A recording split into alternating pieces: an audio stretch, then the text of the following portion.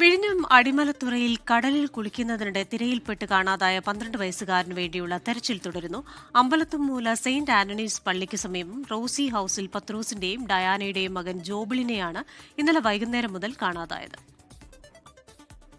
ഇന്നലെ വൈകുന്നേരം 4:30-യോടെയാണ് അടിമലത്തുറ അമ്പലത്തുംമൂല സ്വദേശി 12 വയസ്സുകാരനായ ജോബിളിനെ കടലിൽ കാണാതായത്.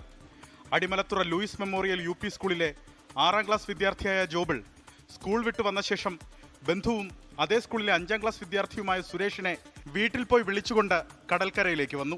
പിന്നാലെ ജോബിൾ കടലിൽ കുളിക്കാനിറങ്ങുകയായിരുന്നുവെന്ന് ബന്ധുക്കൾ പറഞ്ഞു. ശക്തമായ തിരയിൽപ്പെട്ട് കാണാതായി.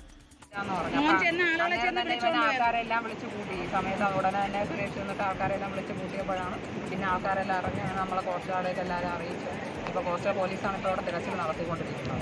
ഇപ്പോൾ നമ്മൾ ഡൈവ് ചെയ്യേണ്ട ആൾക്കാരെ വിളിച്ചിട്ടുണ്ട്. അവർ 10 മിനിറ്റിൽ ഇപ്പോൾ എത്താൻ തുടങ്ങിയിട്ടുണ്ട്. കാരണം ഇവിടെ കുറച്ച് താഴ്ന്ന ഒരു പ്രദേശമുണ്ട്. ഈ താഴ്ന്ന പ്രദേശത്ത് ചിലപ്പോൾ ഉണ്ടാകാം, കുട്ടി അവിടെ ഉണ്ടാകാമെന്ന് പ്രതീക്ഷയിലാണ് ഡൈവ് ചെയ്യുന്ന ആൾക്കാരെ നമ്മൾ വിളിക്കാൻ വേണ്ടി തീരുമാനിച്ചത്. കരയിൽ നിന്നിരുന്ന സുരേഷ് നാട്ടുകാരെയും ബന്ധുക്കളെയും വിവരമറിയിച്ചു. വിവരമറിഞ്ഞ് വിഴിഞ്ഞം പോലീസും കോസ്റ്റൽ പോലീസും സ്ഥലത്തെത്തി ആരംഭിച്ച തിരച്ചിൽ രാത്രിയും തുടർന്നു. സംഭവം അറിഞ്ഞ് മാതാവ് ബോധരഹിതയായി വീണു. മത്സ്യത്തൊഴിലാളിയായ പിതാവ് കടൽപ്പണിയിലായതിനാൽ വൈകിയാണ് വിവരമറിഞ്ഞത്. സ്കൂബ ടീം ഉൾപ്പെടെയുള്ള സംഘം ജോബിളിനായി ഇന്നും തിരച്ചിൽ തുടരുകയാണ്. 24 തിരുവനന്തപുരം. ലോകത്തെവിടെയായാലും ഏത് സമയത്തും 24 വാർത്തകളും ഓഗ്മെന്റഡ് റിയാലിറ്റി പാക്കേജുകളും എക്സ്പ്ലെയിനറുകളും വിശദമായി കാണാൻ ഞങ്ങളുടെ YouTube ചാനൽ നിങ്ങൾക്ക് സബ്സ്ക്രൈബ് ചെയ്യാം.